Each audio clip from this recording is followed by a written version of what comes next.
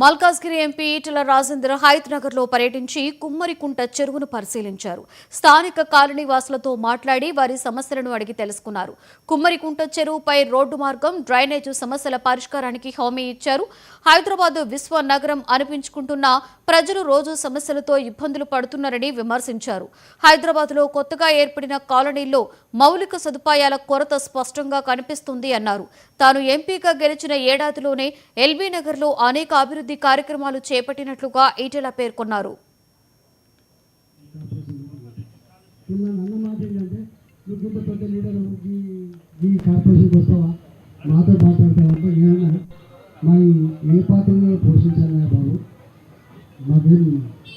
ముఖమాట లేదు, సిగ్గేం లేదు.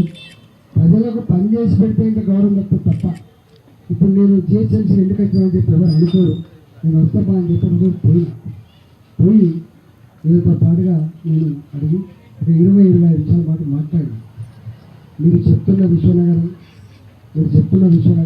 Hitech city కాదు, మీరు చెప్తున్న విశ్వనగరానికి వస్తావద్దా, వారసులో పోదాం, అడ్డగుట్టకు పోదాం, ఇవాళ మా హైదరాబాద్ పోదాం అని చెప్పి ఇవన్నీ ప్రస్తావించారు. 1,10,00,000 జనాభా ఉన్నటువంటి ఈ హైదరాబాద్లో ఇంకొక 30-40 లక్షల మంది ప్రతి నిత్యం వచ్చిపోతుంటారు.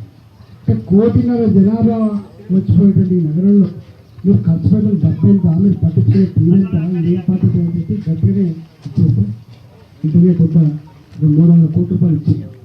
ఫస్ట్ 300 కోట్ల రూపాయలు ఇచ్చింది. అది మీకు ఎవరి జాగిరి కాదు, బాగా. కరీంనగర్ జిల్లా మానకొండూరు నియోజకవర్గంలో